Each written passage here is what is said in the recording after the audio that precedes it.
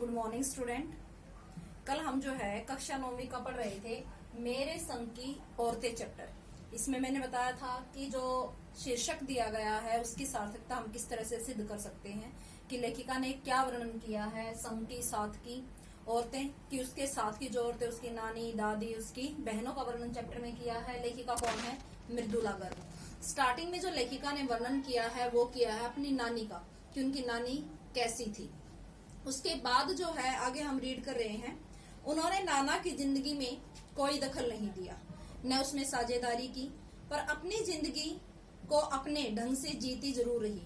पारंपरिक घरेलू उबाऊ और खामोश जिंदगी जीने में आज के हिसाब से क्रांतिकारी चाहे कुछ न रहा हो, दूसरे की तरह जीने के लिए मजबूर न होने में असली आजादी कुछ ज्यादा ही है। मतलब अपने ढंग से अगर हम जीवन जीते हैं, चाहे वो बंधनों में बंधा हुआ हो, तो भी वो क्या है? आजाद है। खैर, इस तरह मेरी माँ की शादी ऐसे पढ़े लिखे होनहार लड़के से हुई जिसे आजादी के आंदोलन में हिस्सा लेने के अपराध में आईसीएस के इम्तिहान में बैठने से रोक दिया गया था। इनके पिता जो है, जो आजादी उस समय जो क्रांति चल रही थी उसमें भाग लेने के कारण आईसीएस की परीक्षा में इनके पिता को नहीं बैठने दिया गया था, तो वो एक क्रांतिकारी थे। और उनकी जेब में पुश्तैनी क्या होता है? दादा लाई। जो आपको अपने दादा से परदादा से जो जमीन जायदाद मिलती है उसको हम बोलते हैं पुश्तैनी। इसको जो है अंडरलाइन करके लिख लेना पुश्तैनी दादा लाई। जो हमें दादा परदादा से जमीन और जायदाद मिलती है उसे हम पुश्तैनी कहते हैं। तो इनके पास जो है दादा लाई जो है संपत्ति धरोहर के रूप में कुछ भी नहीं था। पुश्तैनी पैसा धेला एक नहीं था। माँ बेचारी अपनी माँ और गांधी जी के सिद्धांतों के चक्कर में सादा जीवन जीने और ऊंचे ख्याल रखने पर मजबूर हुई।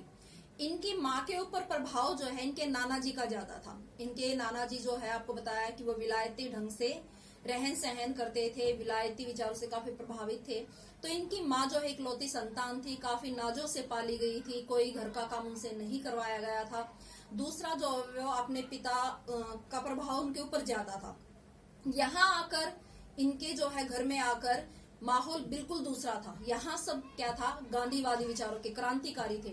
तो इनकी माँ को जो है उनके बीच में सामंजस्य करने में थोड़ी ही मुश्किल हुई, लेकिन उनकी भी एक अच्छी बात थी कि वो कभी भी जो है दूसरों के जीवन में अपने माँ और पिता की तरह दखल अंदाजी नहीं करती थी।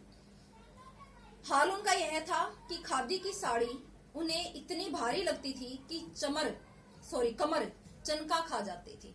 चनका, चणक, जो हम अपनी हरियाणवी लैंग्वेज में बोलते हैं चणक, कि कमर में झटका लग गया तो क्या कहते हैं? चणक आ गई।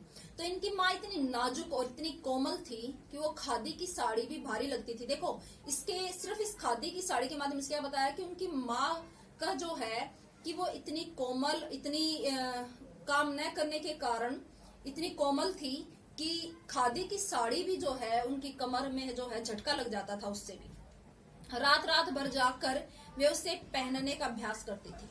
तो साड़ी वगैरह जो है वो नहीं पहनती थी। यहाँ आकर इनके परिवार में देखा कि सब औरतें साड़ी पहनती थी, तो रात भर जो है साड़ी को बांधने का अभ्यास जो है करती थी, जिसे दिन में शर्मिंदगी न उठानी पड़ी। क्योंकि एक तो तरीके से बंधी हुई हो, एक वैसे ही लपेटी हुई हो। अब लपेटी हुई साड़ी पर जो है सब मजाक उड़ाते थे, तो इसलिए जो है वो रात भर जाकर जो है साड़ी बांधने का प्रयास अभ्यास करती थी।